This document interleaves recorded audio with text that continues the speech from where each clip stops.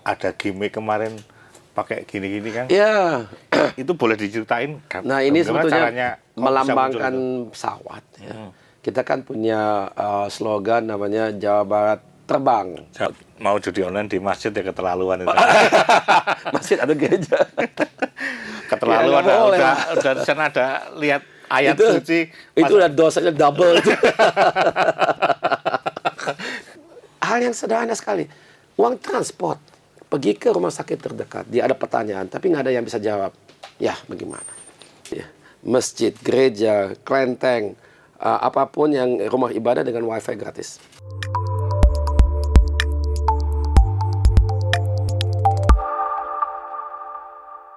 Halo Tribuners, jumpa lagi bareng saya Adi Sasono, memimpin redaksi Tribun Jabar dalam acara Mata Lokal Memilih. Dan kali ini saya bersama tokoh yang tentu saja kalian sudah tidak asing lagi. Beliau adalah Kang Ilham Habibie, calon Wakil Gubernur Jawa Barat. Selamat pagi, Kang. Selamat pagi, apa kabar, Mas? Baik. Udah ketiga ini ya? Udah ketiga. Ketiga. Ya. Ketiga. Bisa aja. Iya. Oke. Debat kemarin gimana, Kang? Buat saya pengalaman baru, karena saya belum pernah debat seperti itu. Iya. Suasana ini buat saya kayak di stadion sepak bola.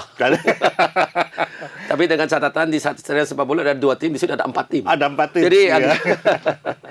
4 tim, 4 supporter ya. Iya. Jadi ya saya kira seninya itu lebih ke menyampaikan sesuatu yang punya dampak dalam waktu yang sangat singkat. Oke. Ya itu memang tidak gampang. Iya. Ya, jadi buat saya pertama kali ya mudah-mudahan insya Allah itu tetap bagus. Tapi saya harap di yang kedua, ketiga lebih bagus. Iya. Sesuai latihan nggak, Kang? Ya saya latihan, tapi tetap saja latihan tanpa adanya pengalaman beda. Kalau latihan dalam ruangan yang kedap suara kayak gini misalnya, beda dengan berapa ratus orang itu beda sekali. Iya. Nanti mestinya untuk debat kedua lebih siap ya. Insya Allah. Lebih antisipatif gitu ya. Ya. Nah, yang kami amati ada gimmick kemarin pakai gini-gini kan? Ya. Itu boleh diceritain? Nah ini sebetulnya caranya melambangkan pesawat. Ya. Kita kan punya slogan namanya Jawa Barat Terbang. Jawa Barat Terbang. Iya. Dan itu mungkin dikaitkan ya dengan diri saya juga karena saya sejauh pesawat terbang, juga dengan ayah saya karena kita berdua memang orang yang punya fokus dan juga punya latar belakang di industri pesawat terbang, baik sebagai insinyur maupun sebagai orang yang mimpin usaha gitu ya. Jadi dan kita lihat bahwa pesawat terbang ini contoh ya, bagaimana kita di Indonesia bisa membangun industri dan bisa membuat produk-produk yang sangat amat berteknologi tinggi dan itu menunjukkan kepada kita bahwasanya masa depan kita sebetulnya kalau kita rencanakan dengan baik, kita berjuang, kita kerja keras, itu bisa kita capai. Ya. Jadi itu juga ke arah industri ya. Karena buat kami industri itu adalah masa depan Jabar ya. Atau Indonesia pada umumnya. Karena tanpa itu susah kita mencapai pertumbuhan yang tinggi. Kalau kita lihat dari pemerintah pusat kan 8%. Kalau itu yang diminta 67 juga oke. Tapi itu menurut saya hanya bisa kita capai kalau industrinya industrialisasi ya. Ya, kita jangan lagi deindustrialisasi tapi reindustrialisasi. Ya. Nah, secara overall kemarin kita debat itu berlangsung aman-aman saja sebenarnya. Nggak ada serangan-serangan yang sifatnya untuk menguji argumen rival lawan gitu loh. Iya. Kang Ilham melihatnya gimana?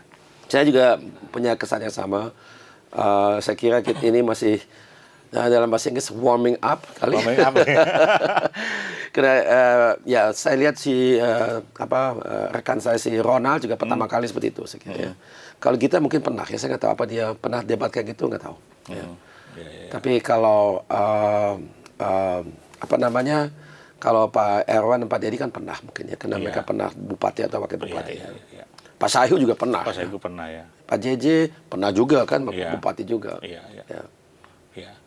Secara umum ya saya begitu ya, sehingga sebenarnya kalau menurut penonton sebenarnya saya memposisikan sendiri sebagai penonton kurang seru nih. Kurang kayak makanan kurang sambelnya nih. Nendang.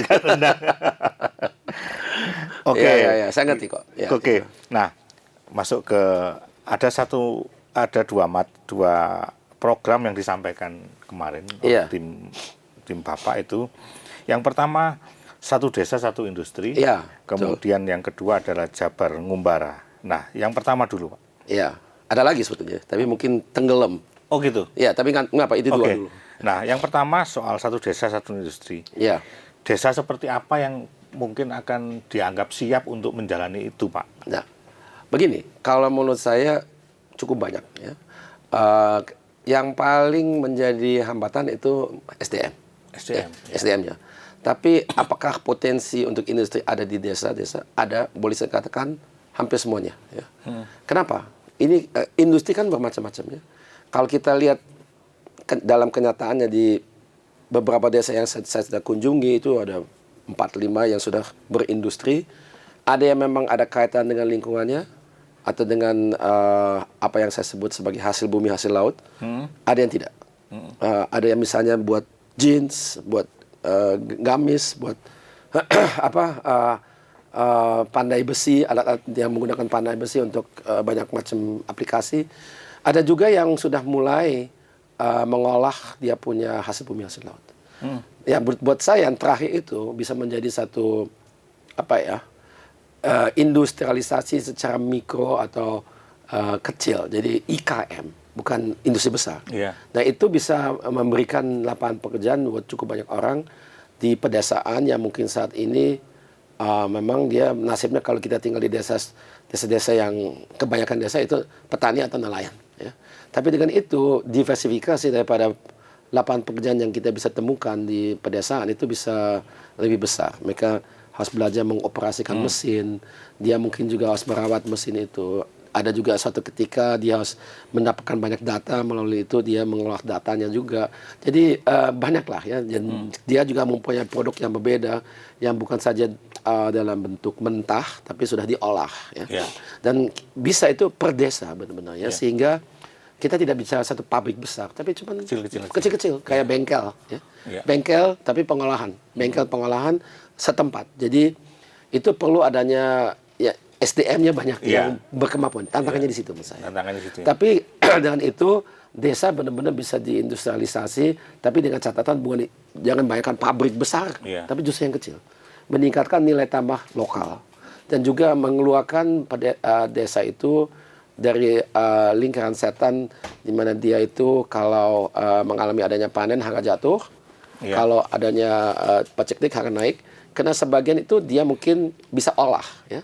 Jadi olah, jadi itu kan siklus itu kan berlaku kepada komoditas. Tapi kalau olahan kan agak berbeda, harganya lebih stabil. Jadi itu bisa membantu ya dari segi stabilitas ekonomi setempat. Kalau menurut Kang Ilham, satu desa kira-kira butuh waktu berapa lama untuk mencapai tingkat yang optimal ya industri kecil itu? Nah, di antara 3 dan 5 tahun. Ya. Bisa cepat ya, tapi kan masih harus punya pengalamannya.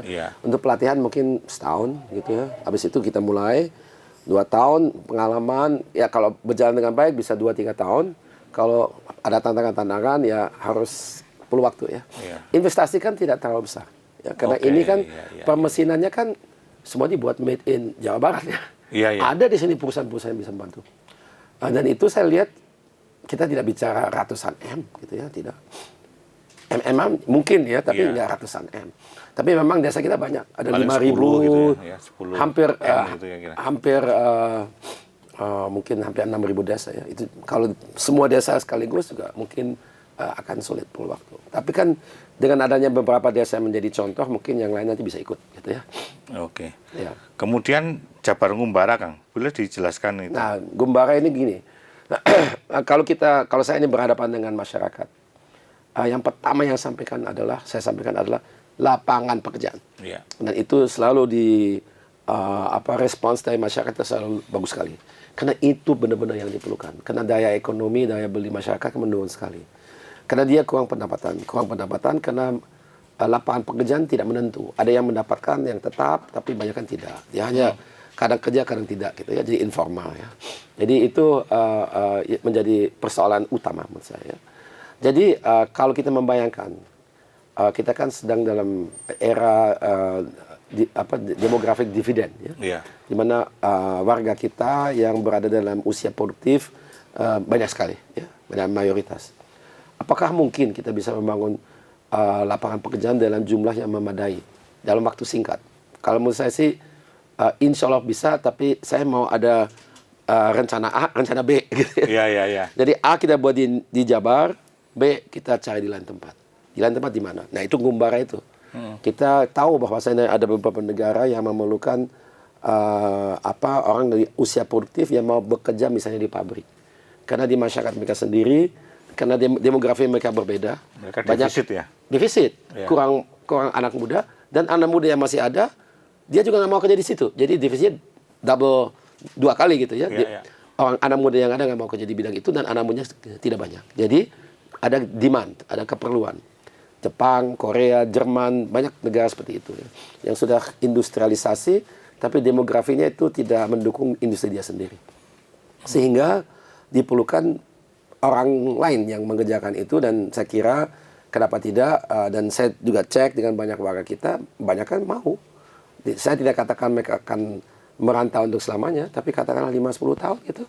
Dia kerja di situ, dapat pengalaman, dapat pendapatan, kemampuan mereka meningkat, ya mereka belajar budaya yang lain, barangkali juga bahasa yang lain. Dia mendapatkan banyak sekali masukan yang akan bermanfaat jika mereka pulang ke Jabar, ke Indonesia. Dia sudah meningkatkan nilai dirinya sendiri menjadi orang yang lebih berkemampuan. Oke. Itu saya kira yang penting adalah kita menekankan dalam bahasa Inggris skilled labor. Jadi pekerja yang terampil, bukan tanpa keterampilan. Itu yang sering kali terjadi saat ini, kan banyak yang dikirim keluar. Dia itu mengalami ada situasi di mana dia itu mudah dieksploitasi, dan juga pembayarannya sebenarnya tidak terlalu baik biarpun dia sudah keluar gitu ya. Ya itu di karena dia memang domestik ya, itu berarti kan unskilled ya. Unskilled ya. Unskilled gitu ya. Ya, tanpa mengurangi rasa hormat, mereka kerja keras. Tapi kita harus bekali orang yang kita kirim keluar sebagai migran itu dengan adanya kemampuan yang mumpuni. Oke. Artinya tetap ini ya Pak. Saya minum dulu ya Mas. Oh silakan. Artinya tetap menyiapkan skillnya itu kan ya, supaya mereka ketika dibawa ke sana. Nah ini memang kita di pemerintah daerah harus bekerja sama dengan sektor swasta dalam hal ini ya, untuk melatih. Sebagian kita bisa latih juga sendiri, sebagian dengan sektor swasta. Oke. Nah ini pertanyaan berikutnya Kang. Saya masih ada program ketiga ya. Oh iya, silakan. Ya, jadi biar tiga ya, selalu tiga ya. Tiga ya. Jadi yang pertama adalah bisa aja kan. Ya, harus dong. Jadi yang pertama yang tadi kan soal satu desa satu industri, yang kedua Jabar Ngumbara, yang ketiga memang belum ada istilah, tapi sebetulnya penting sekali kita sadari. Kita juga merencanakan melengkapi masjid, gereja, kelenteng, apapun yang rumah ibadah dengan wifi gratis. Nah ini yang belum pernah disebut nih. Disebut, tapi ya kemarin mungkin kena berisik ya, nggak kedengeran gitu. Nah ya, itu penting. Jadi bukan saja untuk sekedar punya internet, tapi kita ketahui bahwasanya remaja kita atau orang kita, dia selalu punya kendala dengan data package. Data package ya. Jadi kadang kalaupun dia mau buat sesuatu, misalnya pendidikan atau juga bekerja, dia cari tempat, dia nggak punya data package dengan kualitas bagus. Nah, kita pikir di mana ya kita bisa menyediakan infrastruktur itu, di mana ada ruang terbuka dan mereka bisa duduk di situ, dan jadi bukan untuk di rumah ibadah kan bukan saja untuk ibadah sebetulnya.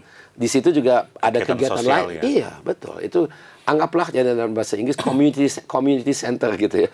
Jadi itu bisa menjadi satu tempat di mana mereka bisa mendapatkan sesuatu hal yang mereka perlukan dengan tidak ada biaya gitu. Tentu tidak tata hingga, tapi karena kita juga terbatas dari segi kemampuan, tapi adalah gitu ya.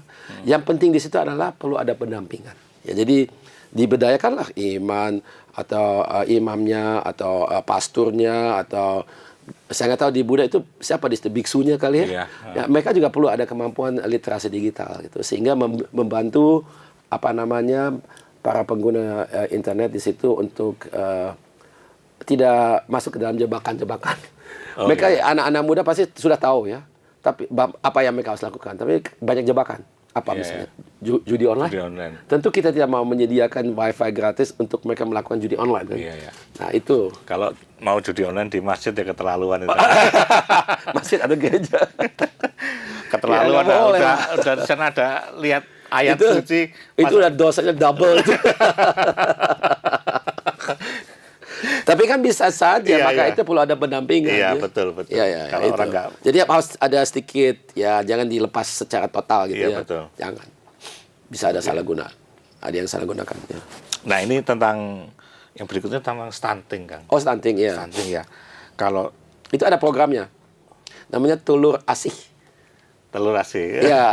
Ya. Jadi Ini akan kan ada gini. telur asih atau telur Iya. ada yang disubsidi oleh pemerintah provinsi yang diberikan secara reguler oleh karena saya lihat ya kita lihat bahwa di desa itu kadang-kadang telur itu tidak gampang diperoleh ya. Karena ada pengeluaran kan harus bayar untuk telur. Iya, ya. iya. Kita pikir dia punya unggas. Tidak juga. Enggak juga. Enggak juga semua. karena unggas itu memerlukan pakan. Pakan itu ya. harus bayar juga. Iya. Jadi kalaupun di desa di kantong-kantong kemiskinan itu ada protein dari mana? Protein hewani. Iya. Ikan. Ikan di kolam, dia Iya. beranak, dia bisa itu. Tapi tidak semuanya punya ikan. Iya. Jadi daging kan harus bayar, mahal. Kalau telur ternyata kita pikir murah. Harus bayar juga kan? Sebenarnya Unggas sudah perlu termasuk pakan. paling murah. Iya. Telur itu sudah termasuk paling murah sebenarnya. Iya, tapi itu yang kita mau Iya. berikan karena itu masuk dalam kategori protein hewani. Kita kan tahu 1000 hari pertama, 9 bulan dalam kandungan, setelah itu 2 tahun sudah lahir. Iya. Itu baik anak dan ibu perlu protein hewani untuk kita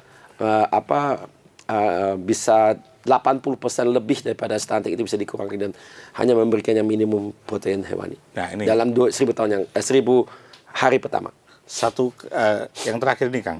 Ya, silakan. Kalau ini masih soal stunting. Iya. Jadi angka di 2023 itu Iya. angka stunting itu menurut BKKBN ya, angkanya 21,7% Ya. dari target 19,2. Ya. Sedangkan di 2024 dia naik menjadi 23,2%. Artinya kan program kemarin gagal nih. Iya. Nah, sebenarnya langkah dari ini perlu sesuatu langkah yang extraordinary gitu Iya. mestinya ya. Iya. Apa dari Nah, kalau menurut kami selain dari yang tadi saya sudah sampaikan, ada juga program untuk memberdayakan posyandu. ya, Karena pelayanan masyarakat yang paling ke akar rumput kan melalui posyandu. Jadi perlu adanya anggaran khusus untuk mereka lebih berdaya dan mereka pun juga perlu diberdayakan dengan teknologi. Itu ada program lain lagi. Mungkin di level puskesmas ada juga posyandu yang bisa. Itu rencananya adalah menggunakan telemedicine. telemedicine? Tapi begini konsepnya, kalau kita ada gedung puskesmas atau posyandu tergantung dengan situasi kondisi, bukan gedung tapi tempat, perlu ada ruangan khusus di mana ada layar tersambungkan dengan internet, terus ada pendampingan, jadi warga bisa datang ke sana gratis. Ya kan? Ya. Kalau kita katakan telemedicine, misalnya melalui aplikasi-aplikasi yang kita kenal, tetap ada data package yang mereka perlu. Kan? Ya. Tidak ada uangnya kan. Jadi harus dikasih di tempat yang benar-benar gratis. Dia tinggal datang ke situ. Dan jaraknya itu kan merupakan tantangan buat masyarakat yang berada di akar rumput. Jaraknya di beberapa tempat untuk datang ke rumah sakit terdekat itu jauh. Uang transportasi menjadi masalah. Kalau posyandu mungkin jaraknya lebih dekat. Iya.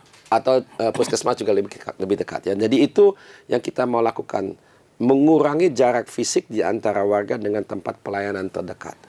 Karena banyak warga mereka bingung kalau ada sesuatu hal dia mau ke rumah sakit. Kalau kita lihat di rumah sakit kan ruang tunggunya kan penuh sekali. Iya. Padahal mayoritas daripada orang datang ke situ pertanyaan sangat trivial. Tapi membuat ruang tunggu penuh. Kalau kita bisa kurangi itu dengan melayani mereka lebih dekat dengan mereka, ya lebih bagus. Iya. Itu mungkin juga kenapa angka stuntingnya menjadi lebih buruk. Karena kita juga melihat daya beli masyarakat turun dalam 3 tahun yang lalu. Ya, oke. Karena jadi dia punya uang untuk hal yang sederhana sekali. Uang transport. Pergi ke rumah sakit terdekat. Dia ada pertanyaan, tapi nggak ada yang bisa jawab. Ya, bagaimana? Iya. Jadi kita dekatkan dengan warga. Melalui digital. Melalui teknologi. Iya. Nah, Tapi itu tidak tidak akan menggantikan secara absolut. Ya. Oh iya. Pasti betul. masih ada Iya. yang perlu ke rumah sakit, Iya. tapi mengurangi. Mengurangi. Kita kan ya harus ala pintar bermain gitu ya. Gimana kita bisa mengurangi kan ya sedikit demi sedikit menjadi lebih baik. Ya. Ya, kemudian kan masalahnya jadi bagaimana membawa internet itu sampai ke pelosok-pelosok. Nah, ini kan ada solusi memang alangkah baiknya semuanya dengan bisa perusahaan kita ya Telkom atau yang lain Iya. gitu ya. Tapi memang harus diakui ada kalanya di mana mereka pun tidak punya kemampuan. Jadi bagaimana? Ya ini memang sesuatu yang saya tidak suka tapi harus kita ini. Masih ada perusahaan asing yang namanya Starlink gitu. Starlink ya.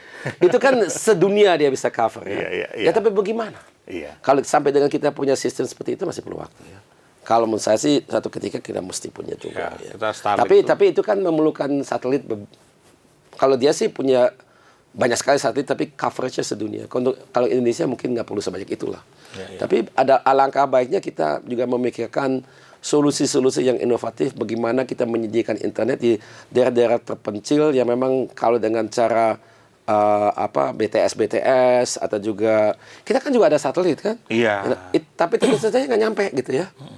Nah ini memang harus dipikir. Ya. Iya. Ya. Kalau bisa saya selalu lebih suka kita menggunakan perusahaan nasional gitu ya. Karena ini masalah data itu sangat strategis. Betul. Dan tidak boleh ada celah di mana kita mengambil risiko data itu bisa menjadi kita tidak kontrol ya. Ya. Oke, Biarpun kita juga masih belum terlalu mahir dalam kontrol ya, kita juga tahu sama-sama ya. Karena ada beberapa data center yang kemarin kan masih ingat ya. Iya. Itu jebol juga. Jebol juga ya. Ya, tapi ya tetap saja kita harus belajar dan itu yang harus kita. Jadi yang kita sebut sebagai ketahanan data ya, atau data sovereignty itu juga atau kedaulatan data namanya. Kedaulatan. Ya, itu benar-benar harus kita tegakkan. Itu penting sekali, krusial sekali untuk masa depan kita. Oke. Kang Ilham, Siap.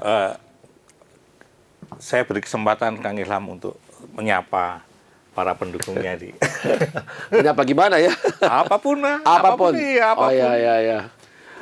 Boleh kampanye? Boleh lah. Boleh dong. Oke. Boleh dong. Ya, Baga Jaba yang saya banggakan dan cintai dan juga para Tribuners ya. Tribuners, ya. Terima kasih. Saya Ilham Habibie. Kita sudah 3 kali nih. 3 kali. Bicara dan selalu sangat menyenangkan karena sangat ini dan saya suka berada di ruangan ini. Kita mengadakan diskusi yang insya Allah bermanfaat dan mudah-mudahan apa yang saya telah sampaikan itu masuk di akal. Saya ini orang teknokrat. Ya, saya kalau ada masalah saya menjawab seadanya. Ini masalahnya, ini solusinya. Saya tidak punya latar belakang politik, tapi saya sekarang ke politik. Banyak orang tanya kepada saya, Kang Ilham, kenapa masuk politik? Jawaban cuma satu, dampak. Karena saya selama ini entrepreneur, saya profesional, aktif di berbagai organisasi. Udah lama, 20 tahun lebih, 25 tahun. Saya udah 29 tahun di Indonesia. Jadi, sebelumnya kan saya bank import, jangan lupa. Jadi yang keempat ya tentu saya juga di akademia semuanya pernah. Tapi dampaknya, karena saya punya semangat. Kenapa saya pulang ke Indonesia ini? Karena saya mau membuat satu perubahan. Perubahan maksudnya mengangkat bersama-sama warga lainnya Indonesia menjadi negara maju, gitu ya. Tapi yang saya lihat selama ini, ya memang ada kemajuan. Tidak bisa kita katakan tidak ada. Tapi masih nggak cukup. Dan saya kira kalau saya mau mempunyai dampak yang berlebih, ya memang setelah sekian puluh tahun saya aktif, saya juga harus masuk ke bidang yang saya belum kenal, tapi sekarang mulai kenal gitu. Mulai kenal. Tapi anggaplah saya orang teknokrat ya, dan saya memang ke dunia politik kena dampak. Ya. Jadi itulah jadi tanggal 27, jangan lupa ini ada Pak Saihu dan diri saya seorang ustadz, saya insinyur. Beliau adalah orang dengan latar belakang agama, saya lebih ke teknokrasi atau teknolog. Dan kalau misalnya bingung, tetap bagaimana pilih aja yang botak. Pilih yang botak. Pilih yang botak. Oke, itu tadi Tribuners wawancara saya yang kesekian kali bareng Kang Ilham Habibie, calon wakil gubernur Jawa Barat. Terima kasih, kita akan jumpa lagi dalam wawancara Mata Lokal memilih tentu saja dengan tokoh yang tidak kalah menarik. Terima kasih, sampai jumpa.